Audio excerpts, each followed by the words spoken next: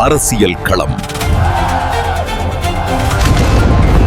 நிகழ்வுகளுக்கு அப்பால் உள்ள உண்மைகள்.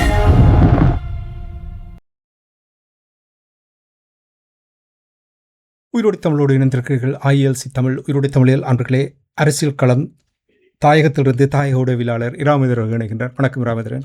வணக்கம் தானே அன்பர்களுக்கும் நேர வணக்கம். அன்பர்கள் சார்பாக உங்களுக்கும் வணக்கத்தை தெரிவித்துக் கொண்டு, இராமேந்திரன், அரசியல் கள நிகழ்ச்சியில் நாங்கள் வளமையாக அரசியல் தொடர்பான விடயங்களைத்தான் நாங்கள் உரையாடுவோம். ஆனால் இன்று சற்று வித்தியாசமாக தேவை கருதி நாங்கள் இன்னும் ஒரு விடயத்தை பார்க்கிறோம். அதாவது இரத்த தானம் தொடர்பாக ஒரு விடயத்தை பார்ப்போம். என்னவென்று சொன்னால், யாழ்ப்பாணத்தில் இரத்த வங்கியில் இரத்தத்தினுடைய பற்றாக்குறை அதிகமாக இருக்கின்றது என்று சொல்லி சமீபத்தில் ஒரு செய்தியாக இருந்திருந்தேன்.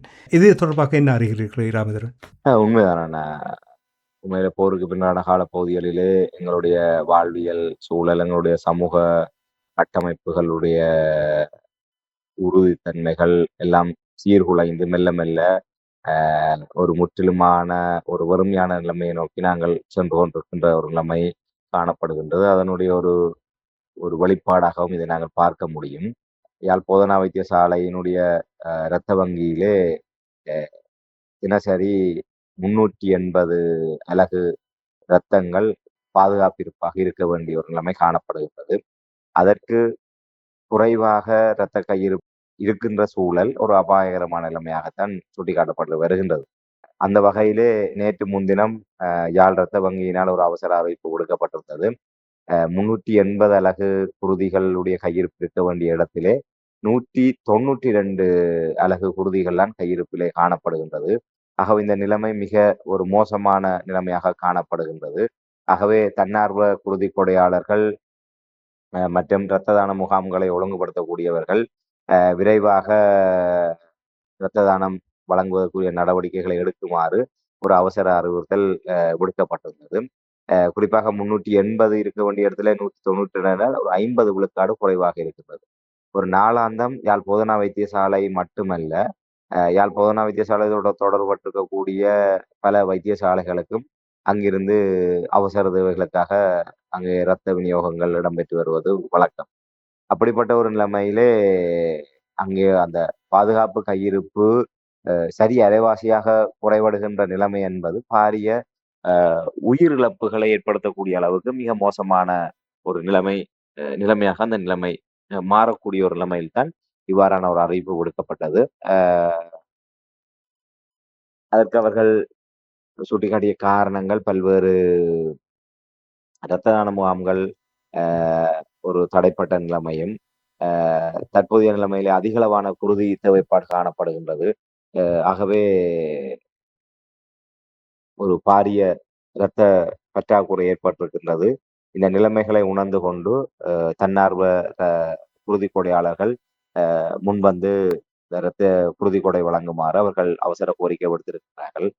இது அநேகமாக நான் அறிந்த வகையிலே 1 மாதம் 2 மாதத்துக்கு ஒரு தடவை இவ்வாறான ஒரு மிக ஒரு மோசமான பற்றாக்குறை நிலைமை யாழ்ப்பாண இரத்த வங்கியிலே இடம்பெற்று வருவதை நாங்கள் பார்த்து வருகிறோம். யாழ்ப்பாண இரத்த வங்கி மட்டுமல்ல, பிராந்திய ரீதியாக இருக்கக்கூடிய இரத்த வங்கிகளிலும் இவ்வாறான பாரிய பற்றாக்குறை நிலைமை என்பது அவ்வப்போது ஏற்பட்டு வருவது ஒரு வழக்கமான ஒன்றாக மாறி இருக்கின்றது. ஆகவே குருதி பற்றாக்குறை என்பது தொடர்ச்சியாக இது இலங்கையினுடைய தேசிய ரீதியாக கூட ஒரு பாரிய சிக்கல் நிறைந்த ஒன்றாக மாறி இருக்கு. பற்றாக்குறைக்கு என்ன காரணம்? இதனால் இந்த பற்றாக்குறை ஏற்பட்டது? உண்மையிலே நாளாந்தம் ஏற்படுகின்ற விபத்துகளுடைய எண்ணிக்கை உங்களுக்கு தெரியும். நாங்கள் போரில் அழிந்ததை விட இந்த ஆயுதங்கள் மௌனிக்கப்பட்டதற்கு பின்னர் தினசரி விபத்துகளால் வடக்கு கிழக்கில் இடம்பெற்ற உயிரிழப்புகளை நாங்கள் கணக்கிடுவோமாக இருந்தால், அந்த முள்ளிவாய்க்காலிலே இழந்தவர்களை விட அதிகளவானவர்களை இந்த வீதி விபத்துகளே நாங்கள் இழந்து கொண்டிருக்கிறோம். அவ்வளவு தூரத்துக்கு நாளாந்தம் வீதி விபத்துகள் என்பது அதிகரித்து வருகின்றது. அதற்கு பல்வேறு காரணிகள், எங்களுடைய குடும்பங்களுடைய நிலைமை, அந்த எங்களுடைய இயலுமைகளுக்கு அப்பாற்பட்டு அதிக குதிரை விலை கொண்ட மோட்டார் சைக்கிள்களை வழங்குவது பிள்ளைகளுக்கு, அவர்கள் அந்த அதிக குதிரை விலை கொண்ட அந்த மோட்டார் சைக்கிள்களை செலுத்துவதற்குரிய சாலை வசதிகள் இல்லாத இடத்தில் கூட அந்த மோட்டார் சைக்கிள்களை செலுத்துவதன் காரணமாக கட்டுப்பாட்டை இழந்து விபத்துக்களை ஏற்படுத்துவது, இப்படி பல்வேறு காரணங்கள் இருக்கின்றது. அவ்வாறு விபத்துக்களினால் ஏற்படுகின்ற காயங்கள், மரணங்கள் என்பது இப்ப சம்பவ இடத்திலே மரணங்கள் நிகழ்கின்ற போது அது வேறு விதமான துயரமாக முடிகின்றது. ஆனால் ஒருவர் காயமடைந்தோ, படுகாயமடைந்த நிலைமையிலோ வைத்தியசாலையில சேர்க்கப்படுவாராக இருந்தால், அவருக்கு அதிகளவான குருதிகள் அங்கே ஏற்றப்பட்டு தான் அவர் அங்கே காப்பாற்றப்பட வேண்டிய ஒரு நிலைமை உருவாகின்றது. ஆகவே நாளாந்தம் விபத்து தொடர்பான அ காயமடைந்தவர்களுடைய எண்ணிக்கை நாளாந்தம் வைத்தியசாலைக்கு வருகின்ற போது, அதற்கு அதிகளவான குருதி அங்கே தேவைப்படுகின்ற நிலைமை காணப்படுகிறது. அதேபோன்று மகப்பேற்று உள்ளிட்ட சத்திர சிகிச்சைகளுக்கு நாளாந்தம் அதிகளவான குருதி அங்கே தேவைப்படுகின்ற நிலைமை காணப்படுகின்றது. ஆகவே அ இன்று அ ஒரு செயற்கையாக இப்ப இந்த மகப்பேற்று உள்ளிட்ட ஏனைய சத்திர சிகிச்சைகளுக்கு நாங்கள் ம் குருதி எ தேவைப்படுகின்றது என்பது அது வழக்கமான ஒரு நிலைமை. ஆனால் விபத்துகள் என்பது செயற்கையாக உருவாக்கப்படுகின்ற ஒரு நிலைமை. அது தவிர்க்கக்கூடிய ஒன்று. அது வழமையான நிலைமை அல்ல. ஆகவே வழமைக்கு மாறாக அதிகளவான விபத்துகளினால் படுகாயமடைந்தவர்கள் மருத்துவமனைகளுக்கு சிகிச்சைக்காக வருகின்ற போது, மருத்துவமனைகளை பொறுத்தவரையிலே அதைவிட இன்று உங்களுக்கு தெரியும் மால்வெட்டு உள்ளிட்ட சமூக சீரழிவான வன்முறை சம்பவங்கள் இன்று தமிழர் தாயகம் எங்கும் அதிகரித்திருக்கின்றது. அவ்வாறு வலிந்து அவ்வாறான ஒரு காயங்களை, படுகாயங்களை ஏற்படுத்தக்கூடிய சம்பவங்களினால் மருத்துவமனைகளுக்கு சென்று சிகிச்சை பெறுபவர்களுடைய எண்ணிக்கை என்பது நாளாந்தம் அதிகரித்து வருகின்றது. விபத்து மற்றும் வன்முறை சம்பவங்களினால் காயங்களுக்கு உள்ளாகவர்களினால் அங்கே வைத்தியசாலைகள் நிரம்பி வழிகின்ற நிலைமை காணப்படுகின்றது. அவ்வாறு வருகின்ற போது மருத்துவர்களை பொறுத்தவரையிலே இவர்கள் ஒரு தேவையற்ற வன்முறையில ஈடுபட்டு வந்திருக்கின்றார்கள். இவர்கள் இப்படியே இருந்து சாகட்டும் என்று அவர்கள் விடப் போவதில்லை. மருத்துவர்களை பொறுத்தவரையில் அவர்கள் நோயாளிகள். அவை அவ்வாறு தேவையற்ற வன்முறைகள், தேவையற்ற விபத்துகளில் இடம்பெற்றால் கூட அவர்களை காப்பாற்ற வேண்டிய கடப்பாடு மருத்துவர்களுக்கும், மருத்துவமனை நிர்வாகத்துக்கும் வருகின்றது. ஆகவே அந்த வகையிலே அவர்களுக்காக அவர்களுடைய உடல்களிலிருந்து இழக்கப்பட்ட அந்த குருதியை மாற்றீடாக வழங்கி, அவர்களுடைய உடல்நிலையை சமநிலைமைக்கு கொண்டு வந்து அவர்களை காப்பாற்றுவதற்கு மருத்துவத்துறை போராட வேண்டிய தேவை காணப்படுகின்றது. ஆகவே இது முதல் காரணமாக காணப்படுகின்றது. குருதியினுடைய தேவை என்பது நாளாந்தம் இவ்வாறான காரணங்களினால் நாளாந்தம் அதிகரித்து வருகின்றது. அதைவிட குருதி வழங்குகின்ற செயல்பாடுகள் என்பது குறைவடைந்து வருகின்றது. திட்டமிட்ட வகையிலே மேற்கொள்ளக்கூடியதாக இருக்கக்கூடிய அந்த இரத்த தான முகாம்கள் ஒழுங்கமைக்கப்பட்ட வகையிலே அ சில நேரம் இடைநிறுத்தப்படுவது, பின் தள்ளப்படுவது உள்ளிட்ட காரணங்களினாலும் நாளாந்தம் இரத்த வங்கியில் இருந்து பயன்படுத்தப்படுகின்ற குருதி அலகினுடைய எண்ணிக்கையை விட உள்வருகின்ற எண்ணிக்கை என்பது குறைவாக காணப்படுவதனால் இந்த தட்டுப்பாட்டு நிலைமை என்பது அடிக்கடி அநேகமாக நான் நினைக்கிறேன் 1 மாதம் 2 மாதத்துக்கு ஒரு தடவை இப்படியான ஒரு அவசர அறிவிப்பு இரத்த வங்கியிடமிருந்து வெளியிடப்படுகின்ற நிலைமையை நாங்கள் அவதானிப்பதற்கு இதுதான் காரணமாக நாங்கள் அவதானிக்கூடியதாக இருக்கின்றோம். இப்போ இரத்த முகாம்கள் நீங்கள் கூறும் பொழுது ராமேந்திரன், இந்த முகாம்கள் இருக்கும் பொழுது கொடையாளர்கள், இரத்த கொடையாளர்கள் முன் வந்து இரத்தத்தை கொடை செய்கிறார்களா? இது மிகப்பெரிய ஒரு சவாலான விடயம்தான். இன்று ஆரம்ப நாட்களிலே இது ஒரு குருதி கொடை என்பது ஒரு சமூக கடமையாக பார்க்கப்பட்டது. இன்று ஒரு தேடி அழைத்தால் கூட அவ்வாறான ஒரு நிலைமைகள் இல்லை. பல்வேறு இடங்களிலே வலிந்து சில அமைப்புகள், சில தரப்பினர் இரத்த தான முகாம்களை ஒழுங்கமைத்து அதனூடாக கடும் பிரயத்தனங்களின் ஊடாகத்தான் அந்த இரத்த தான முகாம்களை நடத்தக்கூடியதாக இருக்கின்றது. உண்மையிலே இந்த தாங்களாக முன்வந்து இரத்த தானம் செய்பவர்களுடைய எண்ணிக்கை என்பது நாளுக்கு நாள் ஒரு வீழ்ச்சி அடையக்கூடிய நிலைமைதான் காணப்படுகின்றது. ஏனென்று சொன்னால் எங்களுடைய பழக்கவழக்கங்கள், எங்களுடைய நாளாந்த நடைமுறைகளுடைய ஏற்பட்ட பாதிப்புகள் காரணமாக, மற்றது எங்களுடைய வாழ்வியல் என்பது இன்று ஒரு உயிரை காப்பாற்றுவதற்கான எத்தனிப்புகள், அந்த ஆர்வம், அந்த அக்கறை என்பது இன்று ஒவ்வொரு தனிமனித ஒழுக்க நிலைப்பாடுகளிலும் அது குறைவடைந்து வருகின்ற காரணத்தால் அந்த சமூக அக்கறை என்பது இல்லாமல் காணப்படுகின்றது. இப்ப இதன் காரணமாக அந்த தன்னார்வமாக அந்த குருதி கொடை நிகழ்வுகளை நடத்துவது என்பது பாரிய சவால் நிறைந்த ஒன்றாக காணப்படுகின்றது. ஆகவே அதுவும் இந்த அந்த அடிக்கடி 1 மாதம் 2 மாதத்துக்கு ஒரு தடவை இவ்வாறான குருதி பற்றாக்குறை ஏற்படுவதற்கான ஒரு காரணமாக இருக்கின்றது. அந்த இரத்த தான முகாம்களை ஒழுங்கமைத்து நடத்துவதே ஒரு பாரிய சவால் நிறைந்த ஒன்றாக காணப்படுகின்றன. புதிதாக குருதி கொடையாளர்களை இணைத்துக் கொள்வது என்பது பாரிய நெருக்கடி மிகுந்த ஒன்றாக இருக்கின்றது. அதன் காரணமாகத்தான் இந்த நிலைமைகள் அடிக்கடி ஏற்பட்டு வருகின்றது. இரத்தம் தேவை அதிகரித்திருக்கின்ற நிலையில் தானம் கொடுப்பவர்களுடைய தொகை வீழ்ச்சிக்கு என்ன காரணம்? உண்மையிலே இதிலே நாங்கள் சொல்ல வேண்டுமாக இருந்தால், ஆண்கள் 4 மாதத்துக்கு ஒரு தடவையும், பெண்கள் 6 மாதத்துக்கு ஒரு தடவையும் தாராளமாக தங்களுடைய குருதியை வழங்க முடியும். ஒரு பைந்து என்று சொல்லக்கூடிய ஒரு அலகு குருதியை எடுப்பதனால், உண்மையிலே ஒரு 24 மணத்தியாலத்துக்குள்ளாக அந்த குருதி என்பது அவருடைய உடலிலே மீள அது உற்பத்தியாகி ஒரு பழைய நிலைமைக்கு வந்துவிடும். ஒரு பாரதூரமான நிலைமையும் அல்ல. அது உண்மையிலே இன்று அந்த குருதி கொடையாளர்களுடைய எண்ணிக்கையினுடைய வீழ்ச்சிக்கான காரணம் என்பது, அ ஒரு மக்களிடையே இது தொடர்பான ஒரு விழிப்புணர்வோ, இல்ல அந்த குருதியினுடைய தேவைப்பாடு தொடர்பான அந்த அக்கறையோ இல்லாத ஒரு நிலைமை காணப்படுகிறது. அதைவிட இன்று ஏற்கனவே ஆரம்ப நிலையில இருந்ததை விட இன்று எங்களுடைய வாழ்வியல் முறை பல மாற்றங்களை கண்டிருக்கிறது. குறிப்பாக இன்று பெரும்பாலானவர்கள் இந்த பச்சை குத்துகின்ற செயல்பாடுகளை ஈடுபட்டிருக்கின்றார்கள்.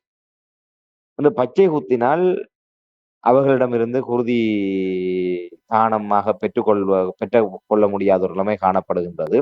என்றால் அவர்கள் பச்சை குத்துகின்ற போது அது அ இன்று அந்த பச்சை குத்துகின்ற செயல்பாடுகளின் மூலமாக அவர்களுடைய உடலிலே ஏதாவது ஒரு நோய் தொற்று ஏற்படுவதற்கான வாய்ப்புகள் இருந்தால், அந்த குருதி எடுத்து மற்றவர்களுக்கு வழங்குவதன் ஊடாக அந்த குருதியா நன்கொடையா அந்த தானமாக பெற்றுக்கொண்டவர்களுக்கும் அது பரவக்கூடிய ஒரு நிலைமை இருக்கின்றது. ஆகவே அந்த பச்சை குத்துகின்ற ஆரம்பத்திலே உண்மையிலே உங்களுக்கு தெரியும், அது பச்சை குத்துவது என்பது ஒரு நிலையாக ஒரு தடவை இப்போதெல்லாம் அ அடிக்கடி அவர்கள் தங்களுக்கு விருப்பத்துக்கு ஏற்றவாறு அதுக்கான வடிவங்களை மாற்றுகின்ற செயல்பாடுகளில் அடிக்கடி ஈடுபடுகின்றார்கள்.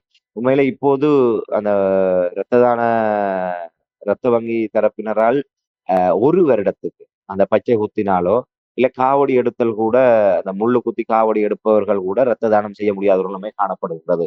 அது 1 வருடத்துக்கு அவர்கள் அ பார்ப்பார்கள். அந்த 1 வருட காலப்பகுதியிலே ஒரு முள்ளு குத்தி காவடி எடுக்கக்கூடிய ஒருவர் 1 வருடத்துக்கு வேறு எந்தவித தொற்று நோய்களுக்கும் உள்ளாகாமல் இருந்தால், அதற்கு பின்னர் தான் அவர் அ அவரிடமிருந்து ரத்தத்தை பெறக்கூடிய ஒரு தகுதி நிலையை பெறுகின்றார். அதேபோன்று பச்சை குத்துகின்ற போதும் அதே நிலைமை தான் காணப்படுகின்றது என்றால், அவருடைய மருத்துவ கணிப்பிலே அந்த 1 வருடத்துக்குள் அவர்கள் பயன்படுத்துகின்ற அந்த காவடியிலே முள் குத்துகின்ற போது, பெரும்பாலானவர்கள் சரியான சுகாதார முறைகளை பின்பற்றுவதில்லை. அந்த குத்துகின்ற அந்த முட்களை சுடு தண்ணீரிலே அவித்து கிருமி நீக்கம் செய்யப்பட்டதற்கு பிற்பாடு தான் ஒருவரிலே அந்த முள்ளை குத்த வேண்டும். அவ்வாறு குத்துகின்ற போது ஏதாவது ஒரு கிருமி தொற்றுகளோ, இல்லை தொற்று நோய் ஏற்படுவதற்கான வாய்ப்புகள் இல்லை. ஆனால் பெரும்பாலானவர்கள் அவ்வாறு செய்வதில்லை. ஏனால் அந்த காவடியை வாடகைக்கு செலுத்துபவர்கள் ஒரு குறிக்கப்பட்டவர்கள் எல்லா இடமுமே செய்கின்றார்கள். இப்ப இன்று ஒருவருக்கு அந்த காவடிக்கு முல்லை குத்தி விட்டால், அதே நாளை இன்னொருவருக்கு அதை செலுத்துவார்கள். ஆகவே அது ஒருவரிடமிருந்து கழற்றியதற்கு பிற்பாடு, அது சரியான முறையில கிருமி நீக்கம் செய்யப்படாவிட்டால், இவருக்கு ஏதாவது ஒரு நோய் தாக்கம் இருக்குமாக இருந்தால், அந்த அந்த மு அந்த அந்த முள் அந்த காவடி அந்த முள்ளிலே இருக்கக்கூடிய கிருமி, அந்த முள்ளை இன்னொருவருக்கு செலுத்துகின்ற போது, அதன் மூலமாக அவருடைய உடலிலே அந்த தொற்று ஏற்படுவதற்கான வாய்ப்புகள் இருக்கின்றது. ஆகவே அது ஒருவேளை உறைநிலையில இருந்து 1 வருட காலப்பகுதிக்குள்ளாக அது வேறு நோய்களை அவருக்கு ஏற்படுத்தக்கூடிய நிலைமைகள் இருக்கின்றது. அதன் காரணமாக மருத்துவ ரீதியாக 1 வருட காலப்பகுதிக்கு அவர்களிடம் ஏனால் அந்த ஒருவர் தன்னார்வமாக குருதி கொடை வழங்குகின்ற போது அவரிடமிருந்து சில விடயங்களை அவர்கள் கேட்டு உறுதிப்படுத்திக் கொள்வார்கள்.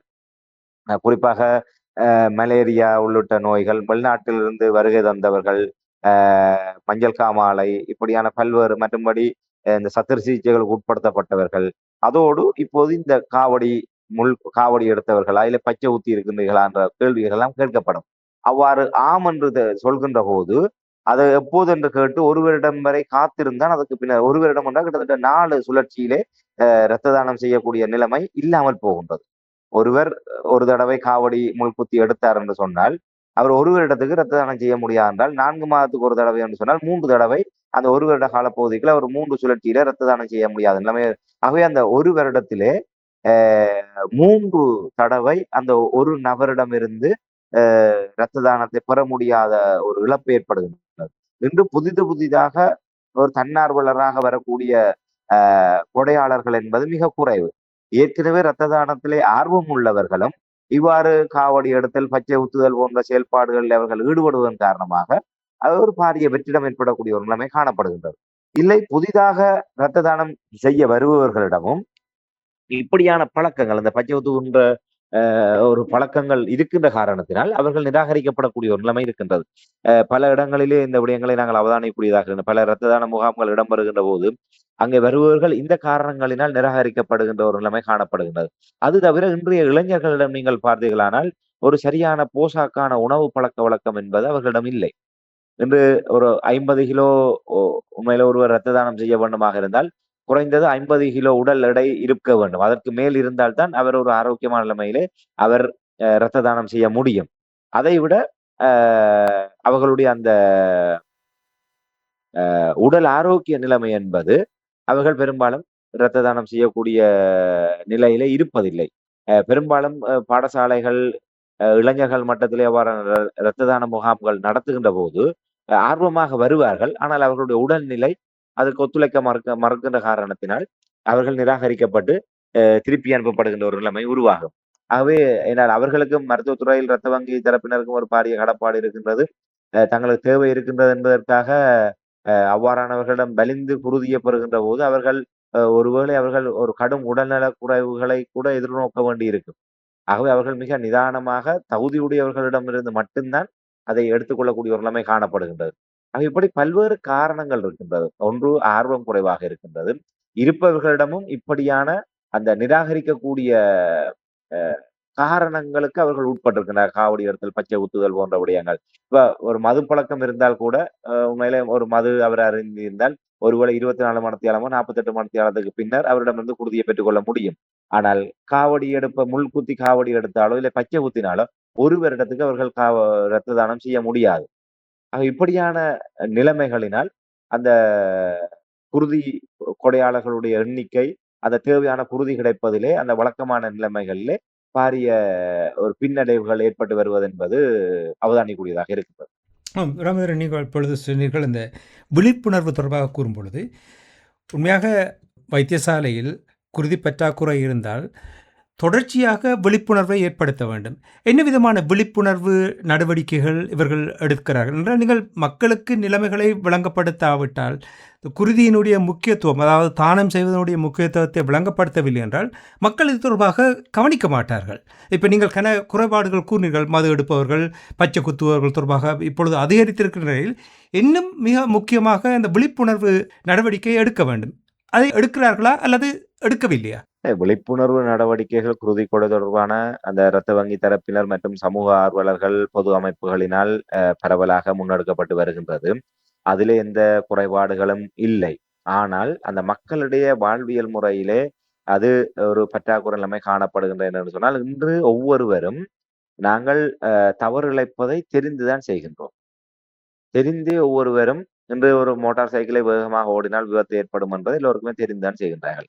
அவ்வாறு சகல விடயங்களையுமே ஒரு உணர்ந்தவர்களாகத்தான் இந்த விடயங்களை செய்கின்றார்கள். ஆகவே அந்த சமூக அக்கறை என்பது இன்று மெல்ல மெல்ல குறைவடைந்து வருவதனால், இன்று எங்களுடைய பிள்ளை வளர்ப்பு முறையிலே, எங்களுடைய குடும்பங்களிலேயே அந்த நிலைமை என்பது இன்று அற்றுப்போய் கொண்டிருக்கின்றது. இன்று இப்ப உண்மையிலே இப்ப எங்களை பொறுத்தவரையில ஒரு 15 20 வருடத்துக்கு முற்பட்ட எங்களுடைய கற்றல் முறையை நீங்கள் எடுத்துக்கொண்டால், எங்களுடைய பாடங்களிலே எங்களுக்கு சொல்லிக் கொடுக்கப்பட்ட விடயம் என்ன? ஒரு மனிதநேயம், சமூக நேயம், சமூக அக்கறை, அடுத்தவர்களுக்கு உதவி செய்தல், இயலாதவர்களுக்கு உதவி செய்தல், கீழே விழுந்து கிடப்பவர்களை போய் கை தூக்கி விடுவது என்பது தொடர்பான விடயங்கள் தான். அதாவது எங்களுக்கு அறிவுக்காக படிக்கக்கூடிய விடயங்கள் என்பதை விட, எங்களுடைய சமூகத்துக்காகவும் ஒரு நல்ல மனிதர்களாக உருவாக்கக்கூடிய படிப்புகளைத்தான் நாங்கள் படித்தோம். எங்களுடைய பாடத்திட்டங்கள் இருக்கக்கூடிய அந்த அலகுகளில் கூட அந்த விடயங்கள் தான். இந்த ஒரு பேருந்துகளை பயணிக்கின்ற போது எப்படியான நிலைமையிலே நாங்கள் எங்களுடைய நிலைமைகள் இருக்க வேண்டும். ஒரு முதியவர் இருந்தால் அவருக்கு ஆசனத்தை கொடுக்க வேண்டும். அவர் நின்று கொண்ட ஒருவர், ஒரு கர்ப்பிணி தாயோ இல்லை ஒரு நோய்வாய்ப்பட்ட ஒருவரோ இல்லை ஒரு சிறுவர்களோ இருந்தால் அவர்களுக்கு நாங்கள் இடத்தை கொடுத்து எழுந்து இருக்க வேண்டும். அப்படியான விடயங்களை ஊக்குவிக்கக்கூடிய வகையிலான கற்றல் முறைதான் இன்று அன்று இருந்தது. இன்று அப்படி அல்ல. இன்று வெறுமனே பாடத்திட்டங்கள் அத்தனையுமே அறிவை மேம்படுத்துவதாக சொல்லிக்கொண்டு அந்த மனித தன்மையை கடைநிலைமைக்கு கொண்டு வரக்கூடியதான நிலைமையில் தான் இன்று எங்களுடைய பிள்ளைகளை பாடசாலைகளும் கல்விக்கூடங்களும் வீட்டில் கூட அப்படியான ஒரு நிலைமை தான் காணப்படுகிறது. ஆகவே சமூக அக்கறையோடு எங்களுடைய பிள்ளைகளை அடுத்த தலைமுறையினரை வளர்க்கின்ற பாங்கு என்பது மிக மிக அரிதாகி வருகின்றது. அந்த நிலை இருந்தால்தான் நாங்கள் அடுத்த நிலைமைக்கு செல்ல முடியும். ஆகவே விழிப்புணர்வு போதிய அளவு இருக்கின்றது. அந்த விழிப்புணர்வின் பால் ஈர்க்கப்பட்டு நாங்கள் இரத்த தானம் செய்ய வேண்டும் என்கின்ற நிலைமை என்பது இல்லை. நான் உதாரணத்துக்கு நான் என்னுடைய ஒரு ஒரு ஒரு விடயத்தை கூறினால் பொருத்தமா இருக்கும் என்று நம்புகின்றேன். நான் கிட்டத்தட்ட ஒரு 20 வருடத்துக்கு முன்னர் நான் குருதி தன்னார்வ குருதி கொடையாளராக நான் குருதி வழங்க முற்பட்டது உண்மையில என்னுடைய வீட்டுக்கு தெரியாது. நான் பத்திரிகையிலே ஒரு செய்தி பார்த்தேன். 2004ஆம் ஆண்டு இதே போன்ற ஒரு நிலைமை யாழ்ப்பாண இரத்த வங்கியிலே பாரிய குருதி தட்டுப்பாடு. வவுனியா இரத்த வங்கியிடமிருந்து குருதியை கடனாக பெற வேண்டிய ஒரு நிலைமை இருக்கின்றது என்கின்ற செய்தி அப்போது உதயன் பத்திரிகையிலே 2004ஆம் ஆண்டு வந்தது. அந்த செய்தியை பார்த்தவுடன் எனக்கு ஏற்பட்ட உணர்வு. நாங்கள் எல்லாம் இங்க இருக்கின்ற போது எதற்கு வவுனியாவிலிருந்து இரத்தத்தை கடனாக பெற வேண்டும்? அந்த உணர்வு உடனடியாக அடுத்த நாள் நான் நேரடியாகவே யாழ்ப்பாண வைத்தியசாலையினுடைய இரத்த வங்கிக்கு சென்றேன். அங்கே நான் இரத்தத்தை தானமாக வழங்கினேன். அங்கே அவர்களுடைய அறிவுறுத்தலுக்கு அமைவாக 4 மாதத்துக்கு ஒரு தடவை நான் இரத்தத்தை வழங்கி கொண்டிருந்தேன். அவ்வாறு நான் ஒரு 2, 3 தடவை நான் குருதி வழங்கியதற்கு பிற்பாடு அந்த தன்னார்வ குருதி கொடையாளர்களை கௌரவிப்பதற்காக அந்த சர்வதேச குருதி கொடையாளர் தினத்துக்கான ஒரு அழைப்பிதழ் எங்களுடைய முகவரிக்கு வந்தபோதுதான் எங்களுடைய வீட்டிலே எங்களுடைய தாயார் அதை பார்த்துவிட்டு, ஏனால் அவர்களை பொறுத்தவரையிலே குருதி கொடுத்தால் நாங்கள் ஏதோ ஆரோக்கிய நிலைமை குறைந்து விடுவோம் என்கின்ற ஒரு பதற்றத்தின் காரணமாக அவர் ஏன் இந்த வேலைக்கு போனீ என்று சொல்லி என்னை திட்டினார். அப்போ நான் சொன்னேன், இல்லையம்மா அது குடுக்குறால ஒரு பிரச்சனையும் இல்லை. நான் 3 தடவை கொடுத்திருக்கிறேன். அதனால எனக்கு ஒரு பிரச்சனையும் வரையில்லையே என்று சொல்லி நான் அப்போ கூட அது பெற்ற மனம் தானே. அவர்கள் அதை அந்த நிலையை ஊக்குவிப்பதாக இல்லை. ஆனால் ஒரு குறிக்கப்பட்ட சில காலத்துக்கு பின்னர் அவரே அதனுடைய முக்கியத்துவத்தை உணர்ந்து கொண்டார். அப்போது நான் எங்களுடைய ஊர்ல இல்லாத ஒரு நிலைமையிலே நான் ஒரு வன்னியில இருக்கக்கூடிய ஒரு ஒரு நிலையிலே வைத்தியசாலைக்கு எங்களுடைய அம்மாவினுடைய சகோதரியை வைத்தியசாலையிலே அனுமதிக்கப்பட்டிருந்த போது அவருக்கு ஒரு சத்திர சிகிச்சை செய்ய வேண்டியிருந்தது. அப்போது அவருக்கு 2 3 அலகு குருதி தேவைப்பட்டது. அப்போது அங்க வைத்தியசாலையில சொல்லி இருக்கிறார்கள், சத்திர சிகிச்சைக்கு 3 அலகு குருதி தேவை. இதற்கு நீங்கள் ஏற்பாடு செய்யுங்கள்.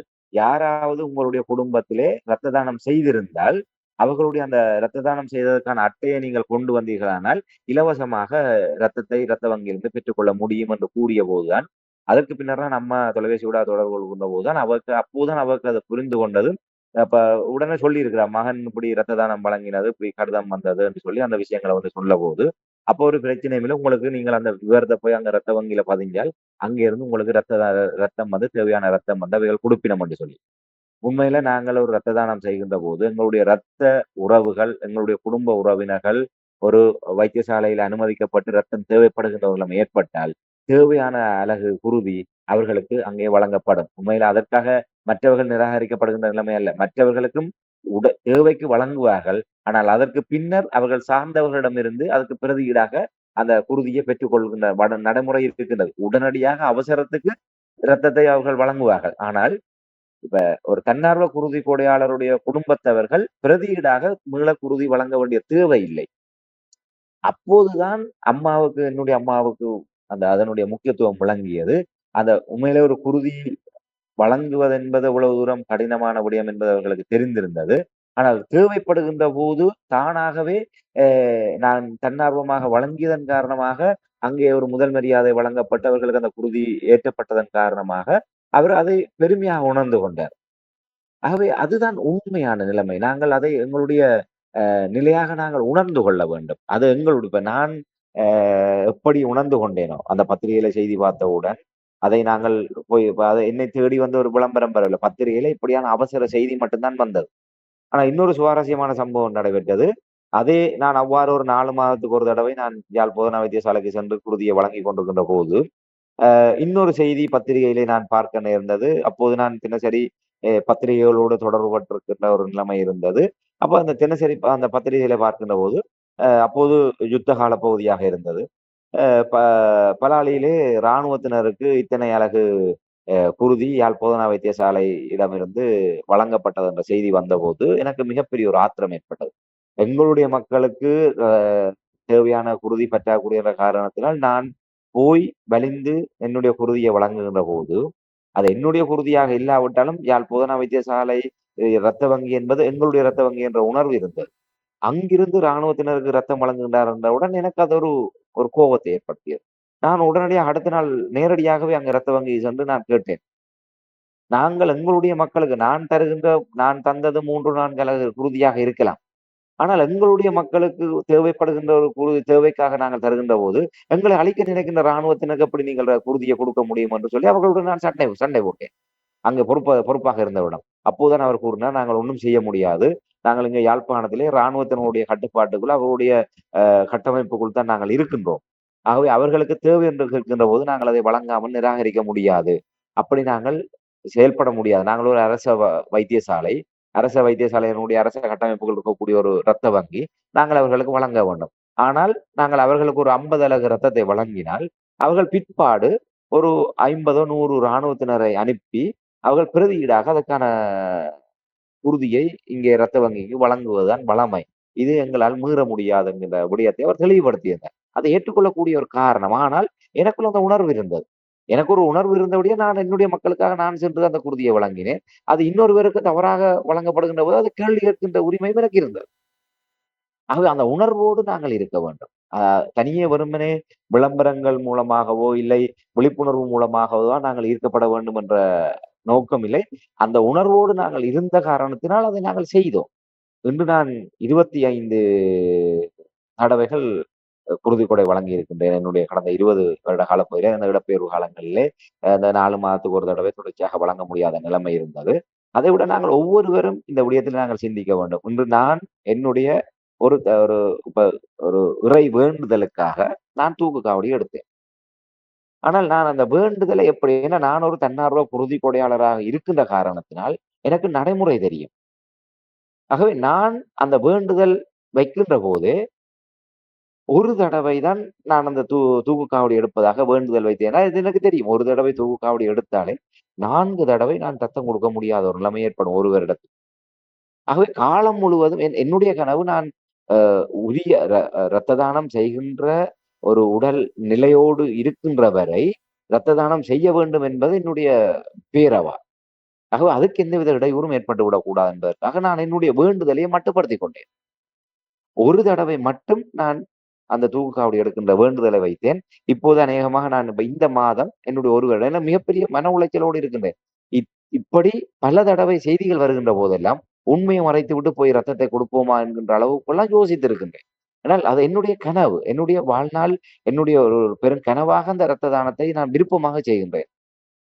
ஆகவே அப்படி நாங்கள் மட்டுப்படுத்தலாம். ஒன்று அவ்வாறு நீங்கள் வேண்டுதல்களை வைப்பவர்கள், ஒரு நேர்த்திக்காக செய்பவர்கள், இல்ல இந்த பச்சை ஊத்துபவர்கள் நீங்கள் பச்சை ஊத்துவதனால் என்ன நன்மையை நீங்க அனுபவித்து விட போகிறீர்கள். நாங்கள் ஒரு அலகு ரத்தத்தை வழங்குவதனால் 3 உயிர்களை காப்பாற்றுகின்றோம். நாங்கள் வழங்குகின்ற ஒரு அலகு ரத்தம் அங்கே பிரிக்கப்பட்டு வேறு வேறு அலகுகளாக பிரிக்கப்பட்டு 3 உயிர்கள் பாதுகாக்கப்படுகின்றது. 3 உயிர்களுக்கு நாங்கள் மறுவாழ்வு கொடுக்கின்றோம். ஒன்று உலகத்திலே கண்டுபிடிக்கப்பட முடியாத ஒரு பிரதியீடு செய்ய முடியாத ஒரு விடயம் என்று சொன்னால் அது குருதி மட்டும்தான். எவ்வளவோ அறிவியல் வளர்ந்து விட்டது. ஆனால் எவ்வளவோ கண்டுபிடித்து விட்டார்கள். இன்று செயற்கையாக இருதயத்தை பொருத்துகின்றார்கள். செயற்கையாக எவ்வளவோ விடயங்கள் எல்லாம் செய்கின்றார்கள். ஆனால் குருதி என்பது ஒரு மனிதனிடம் உடலில் இருக்கக்கூடிய குருதி தான் இன்னொரு மனிதனுக்கு உயிர் காக்கக்கூடிய ஒன்றாக இருக்கின்றது. ஆகவே குருதி தானம் என்பது மிக மிக மிக ஒரு முக்கியமான ஒன்றாக இருக்கின்றது. அதை நாங்கள் செய்பவர்கள் கூட நாங்கள் எங்களை அதற்கு தயாரானவர்களாக எப்போதும் வைத்துக் கொள்ள வேண்டும். ஆகவே நாங்கள் அப்படியான நிலைமைகளை நாங்கள் ஒவ்வொருவரும் ஒரு தன்னார்வமாக குருதி கொடை வழங்கக்கூடியவர்கள் எல்லாம் இதை நாங்கள் மனதில் நிறுத்திக் கொள்ள வேண்டும். ஆகவே அவர்கள் அதற்கான முயற்சிகளை செய்து கொண்டிருக்கின்றார்கள். அதற்கான ஊக்குவிப்புகளை செய்து கொண்டிருக்கின்றார்கள். இன்று பார்த்தீங்கன்னா பல இரத்த தான முகாம்களிலே பல இரத்த தானம் செய்பவர்களுக்கு பல அன்பளிப்புகளை ஷர்ட் போன்ற விடயங்களை வழங்குகின்றார்கள். கற்றல் உபகரணங்கள் வழங்குகின்றார்கள். இன்ன பல அன்பளிப்புகளை அவர்கள் வழங்குகின்றார்கள். புதிதாக அவர்களை ஈர்க்க வேண்டும் என்பதற்காக அந்த முயற்சிகள் நடைபெற்றுக் கொண்டிருக்கின்றன. அவ்வாறு முயற்சி இடம்பெற்றாலும் ஒரு மிக குறைவான உண்மையில ஒரு இரத்த தான முகாம் ஒன்றை ஏற்பாடு செய்து ஒரு 20 பேரை இரத்த தானம் செய்ய வைப்பது என்பது பெரிய சவாலான விடயமாக இருக்கின்றது. முன்னரெல்லாம் நாங்கள் படிக்கின்ற காலத்திலே இரத்த தான முகாம் நடைபெற்றால் சாதாரணமாக 100, 150 அலகு ரத்தங்கள் அந்த இடத்துல சேகரிக்கப்படும். அவ்வளவு தூரம் அதற்கு தயாராக கூடிய அந்த தகுதி நிலையோடும் இருந்தார்கள், ஆர்வமும் இருந்தது. இன்று ஆர்வமும் குறைவடைந்து அந்த தகுதி நிலையும் இப்படியான செயற்கை காரணங்களினால் இல்லாமல் போவதன் காரணமாக அங்கு இரத்த தான முகாம்களிலே அவர்களை உள்ளீர்ப்பது என்பது பெரிய சவாலாக இருக்கு. ஆகவே இரத்த வங்கியினர் மற்றும் தன்னார்வ இரத்த தான முகாம் நடத்தக்கூடிய தரப்பினர் ஊடாக விழிப்புணர்வுகள், போதிய ஊக்குவிப்பு நடவடிக்கைகள் மேற்கொள்ளப்பட்டு தான் வருகின்றது. அதையும் கடந்து இப்படியான பற்றாக்குறை நிலைமைகள் வருவதற்கான காரணம் என்பது ஒவ்வொருவரும் நாங்கள் இப்படியான காரணங்களினால் அதிலிருந்து புறமொதுக்கப்படக்கூடிய ஒரு நிலைமைகள் இருக்கின்றன. ஆகவே ஒவ்வொருவரும் இதை எங்களுடைய ஒரு கடமையாக, ஏனால் நான் குறிப்பிட்டதை போன்று நான் ஒரு என்னுடைய ஒரு ஒரு ஒரு கடமையாக நினைத்துக் கொண்டு எங்களுடைய சமூகத்துக்காக செய்ய வேண்டிய கடமையாக நினைத்துக் கொண்டு நான் செய்தது. எதிர்பாராத ஒரு நிலைமையில என்னுடைய ஒரு ஒரு குடும்ப உறவினர் ஒருவருக்கு அது திரும்ப கிடைத்தது. ஆனால் அதை விட நாங்கள் எவ்வளவு விடயங்களை செய்து கொண்டிருக்கின்றோம். அதே போன்று நாங்கள் அதை நினைக்கின்ற போது முற்பகல் செய்யும் பிற்பகல் விளையும் என்பதை போன்று நாங்கள் இன்று அவ்வாறான ஒரு இரத்த தானத்தை நாங்கள் செய்வோமாக இருந்தால், ஒருவேளை நாங்கள் அது நாளையோ நாளை மறுதினமோ இல்லை ஒரு மாதத்துக்கு பின்னரோ நாங்கள் கூட ஒரு விபத்துக்குள்ளாகி நாங்கள் அங்கே இருக்கின்ற போது அப்படி எங்களை போன்ற ஒருவர் வழங்கிய ரத்தம் எங்களுடைய உயிரை காக்க உதவும். ஆகவே நாங்கள் அப்படி நினைக்கணும். இது எங்களுடைய உயிரை காக்கின்றது, எங்களுடைய உறவுகளுடைய உயிரை காக்கக்கூடியதாக நாங்கள் நினைத்துக் கொண்டு இரத்த தானம் செய்ய முன்வருவனர் என்று பல தவறான கட்டுக்கதைகள் கூட, இரத்த தானம் செய்தால் உடம்பு வைத்து விடும், உடம்பு பெருத்து விடும், அப்படி இப்படி என்று பல ஒரு தவறான கதைகள் எல்லாம் உலாவிக் கொண்டிருக்கின்றது.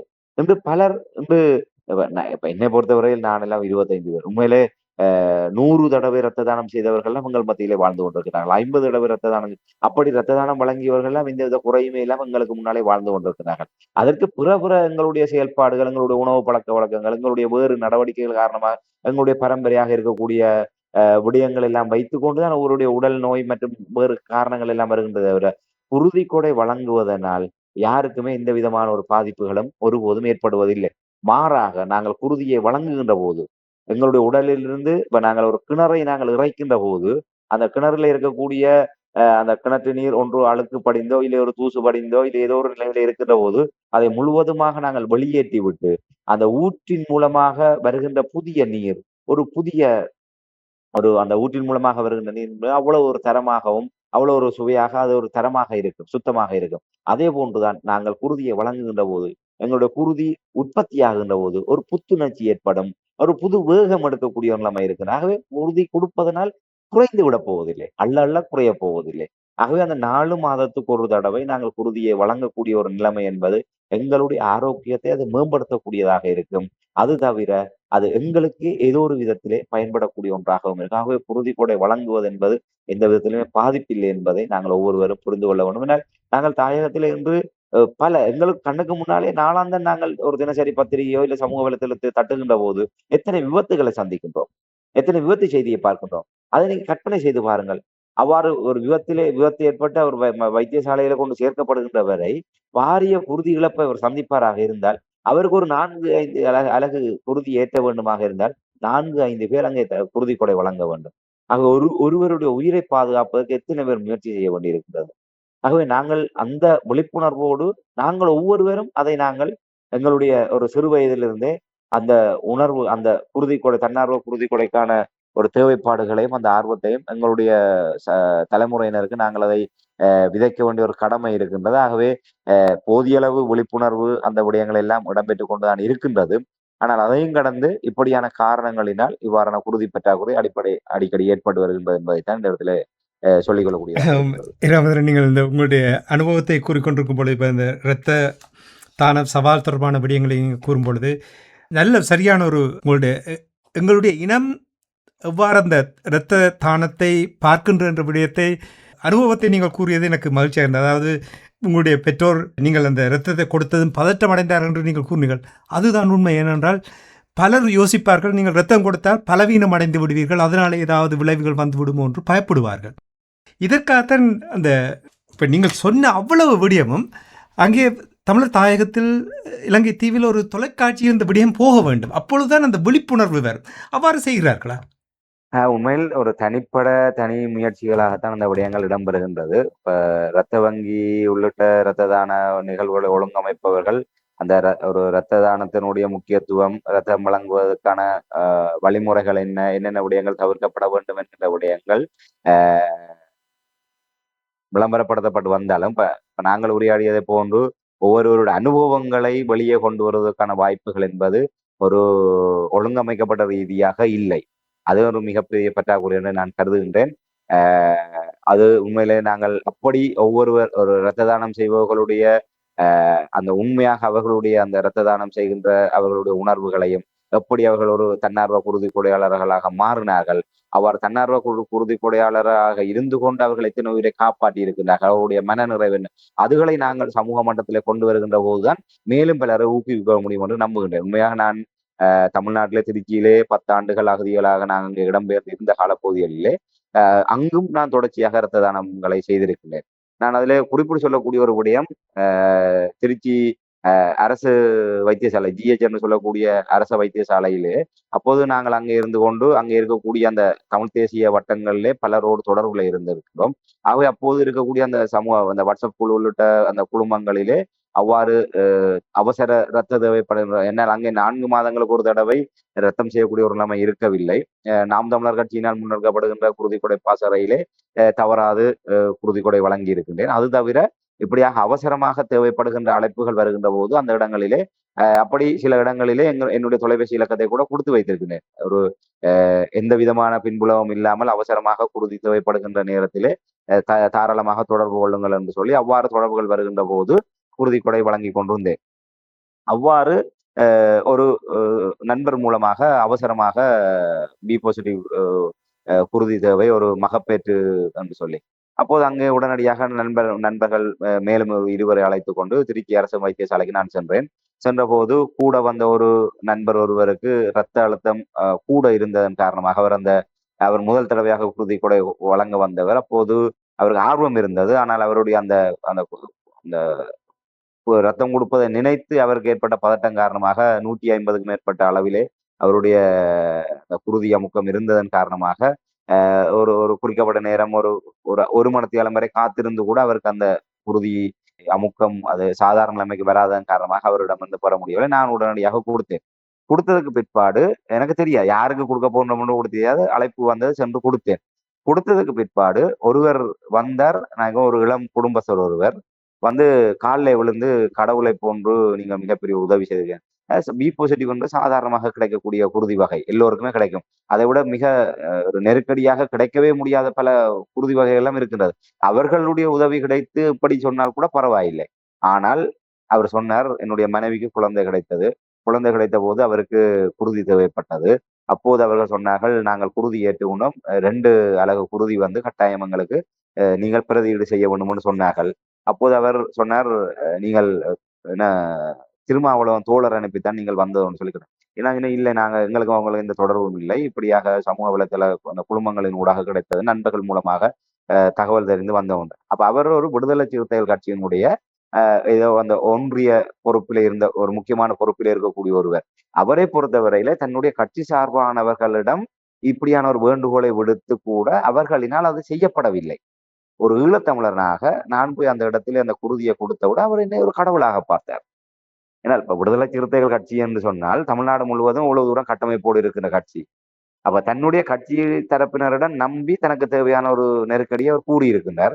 ஆனால் காலதாமதமாக அவர்கள் வந்திருக்க கூடும். ஆனால் அவருடைய தேவைக்கு அவருடைய கட்சி சார்பானவர்களிடமிருந்து உதவி கிடைக்கவில்லை. ஆனால் ஒருவேளை அவர்கள் சார்பாக பகிரப்பட்ட செய்தி தான் அது ஒரு வகையிலே அது கூட ஒரு உதவிதான்.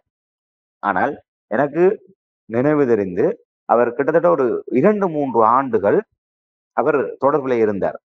எப்போதாவது நல்ல நாள், பிறநாள், ஏதாவது பொங்கல், அந்த விசேஷங்கள் வருகின்ற போது அவர் தொலைபேசியில் அழைப்படுத்தி சுகநலம் விசாரிப்பார். அவ்வளவு தூரம் அவர் ஒரு நன்றி விசுவாசத்தோடு இருந்தார். ஏன்னா அவரை பொறுத்தவரையில அவருடைய அந்த ஒரு மகப்பேறு என்பது அவருடைய ஒரு பிள்ளை பிறக்கின்ற அந்த நேரத்திலே தேவைப்படுகின்ற குருதியை நான் வழங்கி இருக்கின்றேன். அப்ப அவர் எவ்வளவு தூரம் என்னுடைய பங்களிப்பை அவருக்கு ஒரு மிகப்பெரிய அவருடைய குடும்பத்தை பொறுத்தவரையில் அது ஒரு மிகப்பெரிய ஒரு வரம். அவர் அந்த நன்றி உணர்வோடு குறிக்கப்பட்ட காலம் அவர் தொடர்புல இருந்தார். இப்ப இதெல்லாம் வந்து உண்மையில எங்களுக்கு அப்படியான ஒரு கிடைக்கின்ற போது உண்மையில இது ஒரு ஆத்ம திருப்தி. உண்மையில எங்களினால் அங்கே இன்னொருவர் ஒரு உயிர் பிழைத்து இன்னொருவர் அப்படி அவர்கள் எங்களுக்கான ஒரு மரியாதையை கொடுத்து அவர்கள் அதை தொடர்ந்து பழகுகின்ற போது அது மிகப்பெரிய ஒரு மகிழ்ச்சியாக இருந்தது. அதே போன்று அங்க இருக்கின்ற போது மேலும் பலருக்கு பல சத்திர சிகிச்சைகளின் போது ஒரு அவசரமாக தேவைப்படுகின்ற போதெல்லாம் உடனடியாக இப்ப எனக்கு நல்ல ஞாபகம் இருக்கின்றது. உண்மையிலே ஒரு ஒரு மிக நெருக்கமான ஒரு குடும்ப நண்பர் ஒருவருக்கு அவசரமாக குருதி தேவைப்பட்டது. நான் குருதி வழங்கி 1 மாதம் தான் இருக்கும். நான் உண்மையை மறைத்து நான் குருதி வழங்கியிருந்தேன். ஏன்னா எனக்கு தெரியும். இப்ப என்னுடைய உடல்ல ஏதோ அப்படி ஏதோ ஒரு பெரிய ஒரு மாற்றம் ஏற்பட போவதில்லை. ஆனால் அந்த இடத்திலே நாங்கள் இன்னொருவரை தேடி பிடித்து கொடுப்பது என்பது காலதாமதத்தை ஏற்படுத்தும். உடனடியாகவே நான் 4 மாதத்துக்கு பின்னர் தான் கொடுக்க வேண்டும் என்கின்ற நிலைமையை கடந்து, இப்ப இலங்கையிலே அது ஒரு கணனி மயப்படுத்தப்பட்டிருக்கின்றது. நீங்கள் உங்களுடைய தேசிய அடையாள அட்டை இலக்கத்தை அடித்தாலே, அங்கே உடனே காட்டும். 1 நாள் இருந்தால் கூட நீங்கள் குருதி வழங்க முடியாது. ஆனால் இந்தியாவிலே அப்படி அல்ல. அப்படி அந்த ஒரு ஒரு தொடர்ச்சியான நிலைமை இல்லை. அதன் காரணமாக இப்ப நாங்களாக சொன்னால் தான் கடைசியாக எப்போது நீங்கள் குருதி வழங்கினீர்கள் என்ற ஒரு தகவலை வழங்குகின்ற தகவலை வைத்துத்தான் அவர்கள் அதை தீர்மானிப்பார்கள். ஆகவே அதை நான் 1 மாதத்துக்கு முன்னர் கொடுத்ததை நான் மறைத்து, நான் 4 மாதத்துக்கு முன்னர் ஒரு தேதியை குறிப்பிட்டு அவர்களுக்கு அந்த குருதியை வழங்கியிருந்தேன். ஆகவே அப்படி இதெல்லாம் வந்து என்னன்னா, எங்களுக்கு அந்த ஒருவரை காப்பாற்றுகின்ற போது ஏற்படுகின்ற அந்த மகிழ்ச்சி இதை விட வேறு என்ன வேண்டும்? நாங்கள் பணத்தை கொடுத்து ஒருவருக்கு முன்னேற்றத்துக்கு உதவுகின்றது அது ஒரு வகையான ஒரு நிலை. ஆனால் எங்களுடைய குருதியை கொடுத்து ஒரு உயிரை காப்பாற்றுவது என்பது, அது உண்மையிலே அவர்களுக்கு ஒரு மறுபிறவியை ஏற்படுத்தி கொடுப்பதை போன்று. அதை நாங்கள் அனுபவிக்கின்ற போதுதான் தெரியும் அதனுடைய உண்மையான மகிழ்ச்சியான நிலைமை. அதை உண்மையாக நாங்கள் அனுபவிப்போமாக இருந்தால், இப்ப எங்களைப் போன்று உண்மையிலே நான் என்னுடைய இறைவனிடம் இருக்கின்றது. இப்ப கடைசி வரை அந்த குருதி கொடை வழங்குவதை தடைபெறாத வரை உடல் ஆரோக்கியமாக இருக்க வேண்டும். ஏனால் அதற்கான சில சில வருத்தங்கள், சில நோய் நிலைகள் இருந்தாலும் அவர்கள் குருதி எடுக்க மாட்டார்கள். ஆக அது அப்ப அப்ப அதற்காக நான் என்னுடைய பழக்கவழக்கங்கள், என்னுடைய உணவுகள் எல்லாம் முயன்றவரை அதற்கேற்றவாறு தான் நான் என்னை தகவமைத்துக் கொண்டிருக்கின்றேன். இந்த இந்த இது இது இந்த சமூக சேவை தடைப்பட்டு விடக்கூடாது. 4 மாதத்துக்கு ஒரு தடவை குருதி வழங்க வேண்டும். அது எந்த விதத்திலுமே பாதிக்கப்பட்டு விடக்கூடாது என்பதற்காக இப்ப என்னுடைய வேண்டுதலை கூட நான் ஒரு தடவை தான் அந்த தூக்கு காவடி என்கின்ற அளவுக்கு தீர்மானத்தை போன்று, அப்படி நாங்களாக அந்த விடயங்களை எல்லாம் தீர்மானிப்போமாக இருந்தால், நிச்சயமாக அந்த குருதி பற்றாக்குறை என்கின்ற நிலைமையை கூட நாங்கள் இல்லாமல் செய்ய முடியும் என்று நான் நம்புகின்றேன். சிறப்பு ராமேந்திரன். இந்த நீங்கள் கூறிய அனுபவங்களை கேட்கும் பொழுது எனக்கே ஒரு உணர்வு வருகின்றது. இவ்வாறான விடயங்களை நாங்கள் கடந்த காலங்களில் செயல்படுத்தவில்லை என்ற ஒரு உணர்வை தந்திருக்கிறீர்கள். இதுக்காகத்தான் நான் இந்த கேள்வியை கேட்டேன். அங்கே தமிழர் தாயகத்தில் ஊடகங்கள் வாயிலாக, தொலைக்காட்சி ஊடாக இவ்வாறான இந்த சொல்லுவார்கள், ஒரு நடந்த விடயங்களை அதனுடைய வெற்றிகரமாக இப்போ நீங்கள் சொன்னீர்கள், ஒரு தன்னுடைய உயிரை காப்பாற்றினார் வந்து அந்த விடயங்களை கூறும் பொழுதுதான் மக்களுக்கு அது தெளிவாக அவர்களுக்கு தெளிவூட்டப்படும். எனவே அந்த ஒரு காரியத்தை இவர்கள் செய்ய வேண்டும் என்று கூறிக்கொண்டு, நிறைவாக இந்த இப்போ நீங்கள் உங்களுடைய பக்கத்திலிருந்து நீங்கள் அனுபவித்த அந்த அனுபவத்தை, உங்களுடைய மகிழ்ச்சியை வெளிப்படுத்தினீர்கள். எங்களுடைய சமூகத்தின் மத்தியில் எவ்வளவு ஆர்வம் இருக்கிறது? உண்மையில இது சமூகத்திலே இது தொடர்பான ஆர்வங்கள் இருந்தாலும் அதை தூண்டக்கூடிய வகையிலான சந்தர்ப்பங்கள் அமைவதில்லை. உண்மையில இந்த நேரத்திலே நாங்கள் ஒரு விடயத்தை குறிப்பிட்டு சொல்ல வேண்டும். அந்த வல்வெட்டுத்துறை இரத்த தான சங்கம் வந்து மிகப்பெரிய ஒரு இலங்கையிலே தேசிய ரீதியாக நான் நினைக்கின்றேன் ஒரு ஒழுங்கமைக்கப்பட்ட ரீதியாக 87வது இரத்த தான முகாமை நடத்தி இருக்கின்றார்கள். இலங்கையில இப்படியாக தொடர்ச்சியான ஒரு பங்களிப்பை இந்த இரத்த தான விவகாரத்திலே செய்யக்கூடிய ஒரு தரப்பாக அவர்கள்லாம் இருப்பார் என்று நம்புகின்றேன். என்றால் அந்த வல்வெட்டுத்துறை இரத்த தான சங்கம் கடந்த ஆண்டும் கொழும்பிலே அழைத்து கௌரவிக்கப்பட்டார்கள். இந்த ஆண்டும் அவர்களுக்கான அந்த கௌரவம் கிடைத்தது. ஒரு சிறந்த இரத்த தான சேவையை வழங்குகின்ற தரப்பினராக அவர்களுக்கு அதிலே உண்மையிலே அந்த அவர்களுடைய பங்களிப்பு என்பது உண்மையிலே அந்த இரத்த தான சங்கத்தை முன்னின்று நடத்தக்கூடிய தலைவராக இருக்கக்கூடியவர்களுடைய பங்களிப்பு என்பது உண்மையிலே அவர் ஒரு ஒரு காவலாளியாக ஒரு பாதுகாப்பு கடமையிலே ஈடுபடக்கூடிய ஒருவர். அவர் மிகப்பெரிய ஒரு பண்ண பின்புலத்தோடோ இல்லை ஒரு செல்வ செழிப்போடோ இருக்கக்கூடிய ஒருவர் அல்ல. ஆனால் அவர் அந்த வல்வெட்டுத்துறை இரத்த தான சங்கத்தினுடைய தலைவராக பொறுப்பேற்று அந்த விடயத்தை கொண்டு நகர்த்துவதற்கு அவர் படுகின்ற முயற்சிகள், அவர் எடுக்கின்ற நெருக்கடிகளில் அவர் துவிச்சக்கர வண்டியிலே தான் பயணிப்பார். ஒரு இரத்த தான முகாமை அவர் நடத்துவதாக இருந்தால் வடமராட்சி பகுதியிலே கிட்டத்தட்ட 15 இடங்களிலே அதற்கான பதாகைகளை கொண்டு போய் கட்டுவார். அவர் துவிச்சக்கர வண்டியிலே வலிக்கிட்டு வல்வெட்டுத்துறை, பருத்தித்துறை, கரவட்டி சகல இடங்களிலுமாக ஒரு வடமராட்சி பிராந்தியத்திலே தன்னுடைய சைக்கிளாலே சென்று வெயில் மழை என்று கூட பார்க்காமல் அந்த இடங்களிலே ஒரு 15 இடங்களிலே அந்த பதாகைகளை கட்டி அதற்கான விழிப்புணர்வை ஏற்படுத்துவார். அது மட்டுமல்லாமல் இப்போது தன்னுடைய சொந்த பணத்திலே ஒவ்வொரு தடவையும் அந்த ஒவ்வொரு இரத்த தான முகாமிலே வருபவர்களை குழுக்கள் முறையில தெரிவு செய்து ஒரு வெள்ளி பதக்கத்தை அவர்களுக்கு ஒரு அன்பளிப்பாக வழங்கி அவர்களை ஊக்குவிக்கின்ற செயல்பாடுகளை செய்து வருகின்றார். அதை விட அந்த கொடையாளர்களை பிடிப்பதென்பது, அதாவது ஒரு இரத்த தான முகாமை நடத்துகின்ற போது ஏற்படுகின்ற அடிப்படை செலவுகள் இருக்கின்றது. அங்கே வருகின்ற இரத்த வங்கியிலிருந்து வருபவர்களுக்கான உபசரணை செலவுகளை செய்ய வேண்டும். யாழ்ப்பாணம் ரத்த வங்கி இல்லை பருத்தித்துறை ரத்த வங்கியிலிருந்து வருகின்ற ஒரு கிட்டத்தட்ட ஒரு 10 பேர் அதிலே ரத்த வங்கியை சேர்ந்தவர்கள் வருவார்கள். அவர்களுக்கான காலை உணவு, மதிய உணவு வழங்க வேண்டும். இடையிலே இரத்த தானம் வழங்குபவர்களுக்கான சிற்றுண்டிகளை வழங்க வேண்டும். அவர்களுக்கான மைலோ உள்ளிட்ட குடிப்பதற்கான பானங்களை வழங்க வேண்டும். அதே போன்று அன்பளிப்புகளை வழங்க வேண்டும். மேலதிகமாக அவ்வாறு அன்பளிப்புகளை வழங்க வேண்டுவதுதான் அவர்களை மீண்டும் மீண்டும் ஊக்குவிக்க முடியும். ஆகவே அப்படியான விடயங்கள்லாம் செய்யணும்னா ஒரு இரத்த தான முகாமை நடத்துவதனால் ஒரு குறிக்கப்பட்ட ஒரு தொகை செலவாகும். அதற்கான ஒரு நிதி அனுசரணையாளர்களை பிடிக்க வேண்டும். அப்படியெல்லாம் பல சவால்களுக்கு மத்தியிலே தான் பல்லுறுத்துறை இரத்த தான சங்கம் செயல்பட்டு வருகின்றது என்று சொன்னால் உண்மையிலே அக்கறை இதற்கான ஈடுபாடு என்பது மிக மிக குறைவாக இருக்கின்றது. ஆனால் இப்படியான ஒரு ஏற்பாட்டாளர்களினால் வலிந்து சில இடங்களிலே ஒவ்வொருவருடைய நினைவு சில விளையாட்டுக் கழகங்கள் சில அமைப்புகள் இருக்கின்றது. அந்த இடங்களிலே அவர்களுடைய உறுப்பினர்கள் முக்கிய செயல்பாட்டாளர்கள் உயிரிழந்தால் அவர்களுடைய ஞாபகார்த்தமாக இரத்த தான முகாம்களை நடத்துகின்ற போது அந்த அமைப்பில் இருக்கக்கூடிய விளையாட்டுக் கழகங்கள் என்றால் அதிலே ஒரு வருவார்கள். ஆனால் அது ஒரு கால நீட்சியிலே அது அற்றுப்போகும், ஆர்வங்கள் குறைந்து போகும். ஆனால் இவர்கள் கிட்டத்தட்ட 87 இரத்த தான முகாம்களை நடத்தி இப்போது இப்படியான செய்திகள் எல்லாம் வருகின்ற போது அவர் மிகப்பெரிய துடிப்போடு இருப்பார். அவருடைய அந்த சமூக வலைத்தளத்தில் அவர் என்ன செய்ய முடியும்? என்னிடம் இருக்கக்கூடிய 2 அணிகள் இருக்கின்றது.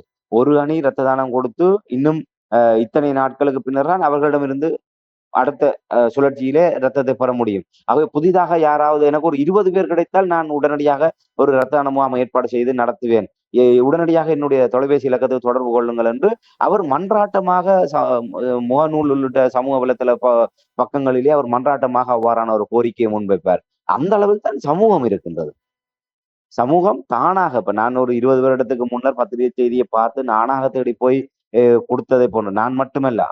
அது அந்த நேரத்திலே என்னை போன்று 1000 பேர் சென்றிருப்பார்கள். ஆனால் இன்று அந்த 1000 பேர் ஒரு 10 பேராக இருக்கும். இப்படியான செய்திகள்லாம் உண்மையிலே ஒரு அவசர நிலைமை என்கின்ற ஒரு செய்தி வருகின்ற போது, ஒரு எதிர்மறையான செய்திகள் வருகின்ற போது அதன்பால் ஈர்ப்பு அதிகமாகும். இப்ப நாங்கள் இரத்த தானம் செய்வது தொடர்பான விழிப்புணர்வை எவ்வளவுதான் செய்தாலும் அது மக்கள் மத்தியிலே ஒரு வீதம் தான் அதுல தாக்கத்தை செலுத்துகின்றது என்றால் இப்படியான செய்தி இப்ப யாழ் இரத்த வங்கியிலே பாரிய இரத்த பற்றாக்குறை மிகப்பெரிய ஒரு ஆபத்து நிலையிலே இருக்கின்றது என்று சொல்லி ஒரு செய்தி வந்தால் அது ஒரு 5% அது செல்வாக்கு செலுத்தும். ஏன்னால் அப்படியான ஒரு பரபரப்பான ஒரு செய்தி வருகின்ற போது அதை அதன்பால் ஈர்க்கப்பட்டு தன்னார்வமாக இரத்த தானம் வழங்குபவர்களுடைய எண்ணிக்கை என்பது ஒரு அதிகரிக்கக்கூடிய நிலைமை காணப்படுகிறது. ஆனால் அவர்களை தொடர்ந்து தக்க வைக்கக்கூடிய நிலைமை சமூகத்திலே இல்லை. அந்த சமூக ஆர்வம், அந்த சமூக இப்ப நாங்க முன்ன குறிப்பிட்டதை போன்று நீங்களும் குறிப்பிட்டதை போன்று உண்மையில இப்போது கூட நான் ஒவ்வொரு தடவையும் சொல்லாமல் தான் செல்வேன் இரத்த தானம் வழங்குவதற்கு. அந்த வந்தவுடன் அந்த கையிலே அந்த ஒரு அந்த தொற்று ஏற்படாமல் இருப்பதற்காக அந்த ரத்தம் எடுத்த இடத்திலே ஒரு ஸ்டிக்கர் ஒன்றை அவர்கள் ஒட்டி விடுவார்கள்.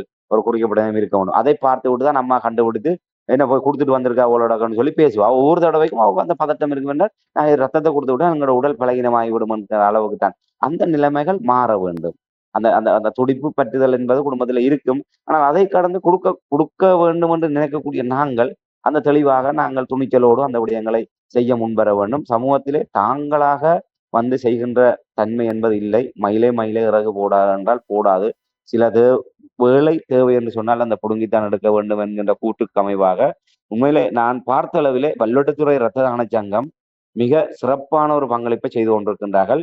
ஒவ்வொரு தடவையும் உண்மையிலே அந்த அவர் வல்லுறுத்துறை இரத்த தான சங்கத்தினுடைய தலைவர் அந்த ஒவ்வொரு இரத்த தான சங்க முகாம்களை நடத்துகின்ற போது அதற்கு முன்னரும் அதற்கு பின்னரும் அவருடைய அந்த மனநிலைகளை பார்க்கின்ற போது உண்மையிலே அவ்வளவு ஒரு வேதனைப்படுகின்ற ஒரு நிலைமை இருக்கும். சில நேரம் அந்த குறித்த இலக்கை அடையாவிட்டால் ஏதோ மிகப்பெரிய தன்னுடைய ஏதோ ஒரு பெரிய ஒரு கனவு பெரிய லட்சியத்தை அடைய முடியாமல் போனதை போன்று புலம்பிக் கொண்டே இருப்பார் ஒரு குறிப்பிட்ட காலத்துக்கு.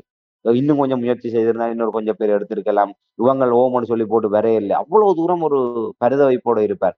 அவர் தனி ஒரு மனிதராக அவருக்கு பக்கபலமாக ஒரு குறிக்கப்பட்ட சிலர் இருக்கின்றார்கள். அந்த ஒரு தனி ஒரு மனிதராக இன்று நான்கு யாழ் மாவட்டத்தில் அப்படி இலங்கையிலே அப்படி ஒரு இரத்த தான முகாமை நடத்தக்கூடிய ஒரு தரப்பாக நான் வேறு வரையும் பார்க்கவில்லை. அப்படி மேலும் பலர் உருவாக வேண்டும்.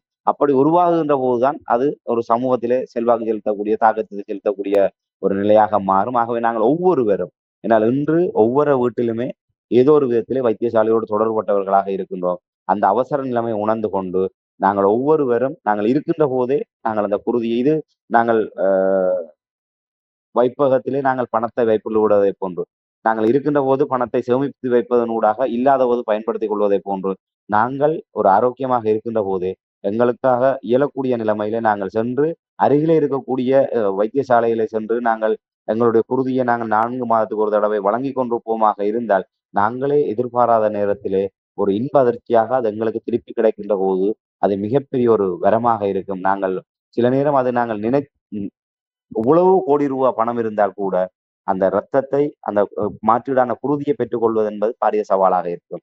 ஆனால் நாங்கள் இந்த ஒரு சேவையை செய்வோமாக இருந்தால் அந்த கோடான கோடி பணத்தை விட மிக பெறுமதியான ஒரு பிரதியீடு எங்களுக்கு கிடைக்கும். சொல்வார் கடமையை செய் பலனை எதிர்பாராது என்று. ஆனால் இந்த காலத்திலே எங்களுக்கு கிடைக்கும் என்கின்ற ஒரு நிலையை நாங்கள் ஏற்படுத்தினால்தான் சிலர் அதை செய்யக்கூடிய நிலைமை இருக்கு. ஆகவே எங்களுக்கு கிடைக்கும் என்ற நிலையிலேயாவது நாங்கள் அந்த விடயத்தை செய்ய வேண்டும் என்கின்ற ஒரு விடயத்தை நான் இந்த இடத்துல வினயமாக நான் எங்களுடைய தன்னார்வ கொடையாளர்களுக்கு வழங்குகிறேன். உண்மையிலே நாங்கள் எங்கிருந்தாலும் உண்மையிலே ரத்தம் என்பது எல்லாருக்கும் தேவை. இந்த தாயகத்தில் மிகப்பெரிய தேவை இருக்கின்றது.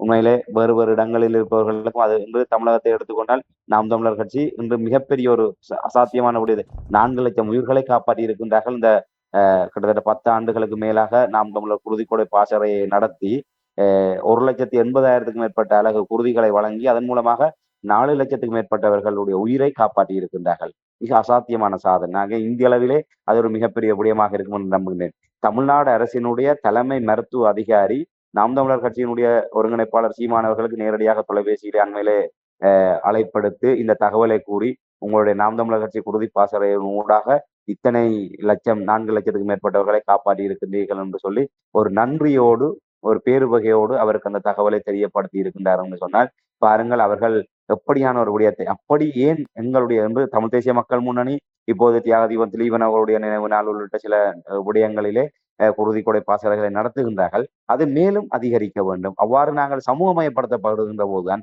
மக்களும் அதன்பால் ஈர்க்கப்படுவார்கள்.